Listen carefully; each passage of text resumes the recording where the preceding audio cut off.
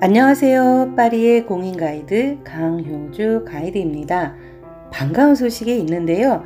드디어 6월 23일 오르세 미술관이 재개관한다는 공식 발표가 나왔습니다. 거의 3달 동안 코로나19 사태로 휴관이었는데 그동안 오르세 미술관 소장 작품들도 잘 지냈는지 참 궁금하고요. 그리고 정말 고대하던 제임스 티소 특별전을 만날 생각에 벌써부터 설렘 가득입니다. 제가 이 영상에 앞서 이미 제임스 티소의 라이프를 정리한 영상이 있는데요. 첫 번째 영상 궁금하신 분들은 여기 오른쪽 윗부분을 클릭해서 참고하시길 추천드리고요.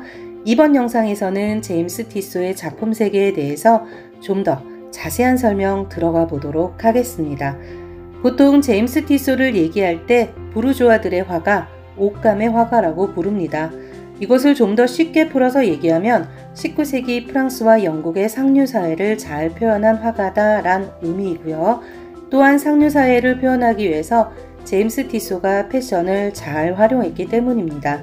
물론 티소가 패션에 민감했던 것은 직무상이었던 아버지와 모자 디자이너였던 어머니 덕분이기도 하겠지만 그 이전에 제임스 티소가 활동했던 19세기 유럽 사회를 이해해 볼 필요가 있습니다. 18세기 중반 이후 영국과 프랑스에서 인류사의 터닝포인트가 되는 대단한 사건들이 일어나죠. 바로 첫 번째 사건, 영국에서 일어난 산업혁명입니다.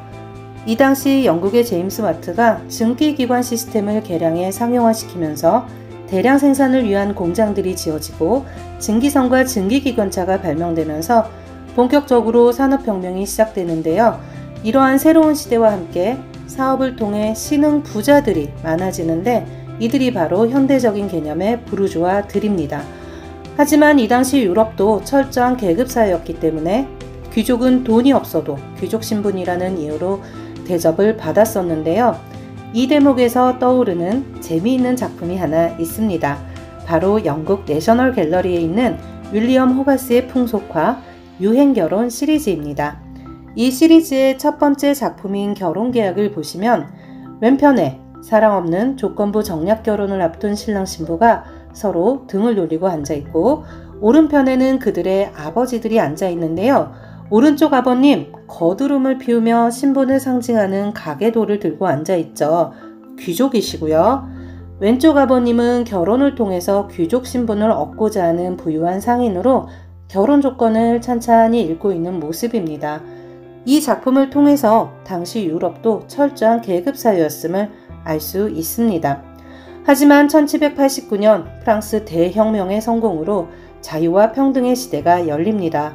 이렇게 혁명 이후 신분보다는 재산의 규모가 시대의 실세를 결정하게 되면서 산업혁명으로 큰 돈을 번 부르주아들이 19세기의 주역으로 등장하고 이들이 19세기의 모든 유행을 선도합니다.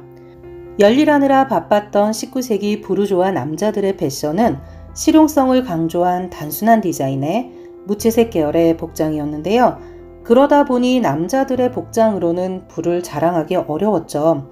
그래서 애인이나 부인의 복장을 화려하게 치장하면서 자신들의 부를 과시하는 수단으로 패션을 이용하게 됩니다.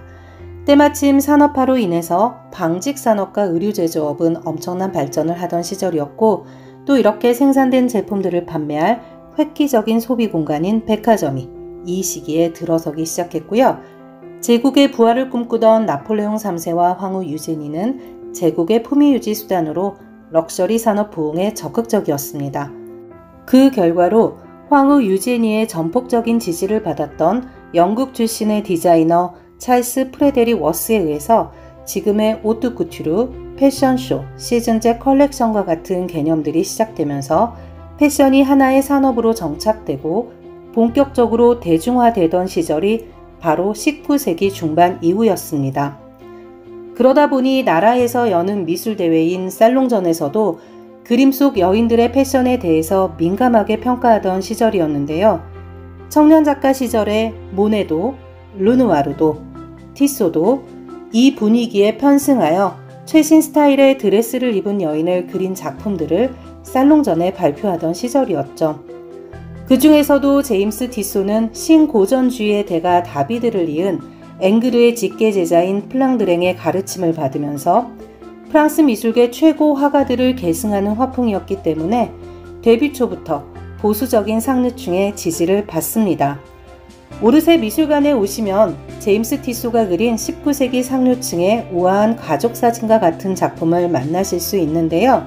이 그림 속의 남자분은 미라몽 남작으로 이분의 적극적인 후원으로 제임스 티소는 파리 상류층 엘리트들의 모임인 로얄 거리 클럽에 12명의 단체 초상화를 그리게 됩니다. 보시면 이 클럽 멤버이기도 한 아까 그 미라몽 남작도 보이죠. 이 작품에서도 티소는 파리 상류층들의 엣지 있는 스타일과 옷감 표현에 발군의 실력을 발휘하면서 패션 화보급의 엘레강스한 애티튜드까지 잡아내고 있는 것이죠.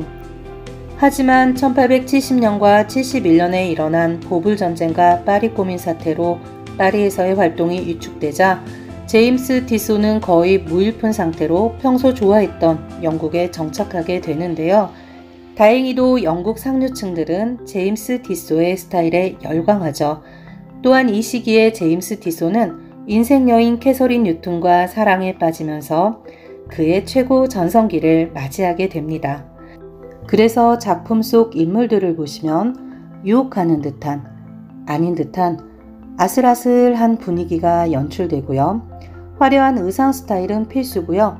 모자, 장갑, 장신구들의 섬세함과 함께 완벽한 옷감의 질감 표현 등등 이전 파리 시절보다 훨씬 정교해지고 화면 구성에 있어서는 전통 회화에서 볼 수 없는 세련됨까지 느껴집니다. 이것은 제임스 티소가 국립미술학교, 앵그로와퐁, 살롱전 등 프랑스 최고 엘리트 미술 교육을 받았음에도 드가, 마네, 휘슬러와 같은 그 시대 가장 진보적인 성향의 사실주의 인상주의 화가들과 끊임없이 교류했기 때문에 탄탄한 정통 테크닉과 함께 진보적인 감성을 가지고 마치 스냅 사진의 한 장면처럼 포착해냈기 때문입니다. 그래서 제임스 티소의 작품들은 패셔너블하고요. 19세기 프랑스 미술계를 이끈 그 어떤 미술사조에도 분류될 수 없는 독특함을 가지고 있죠. 35년 만에 다시 열리는 제임스 티소의 이번 오르세 미술관 특별전은 우리에게 19세기 최고의 패션 화보나 룩북을 보는 듯한 황홀함과 즐거움을 선사할 것으로 기대됩니다. 마지막으로 제 맘대로 뽑은 작품 속의 베스트 드레스 3 감상하시면서 제임스 티소의 작품 세계 마무리하겠습니다. 좋아요와 구독으로 응원 부탁드립니다. 시청해주셔서 감사합니다.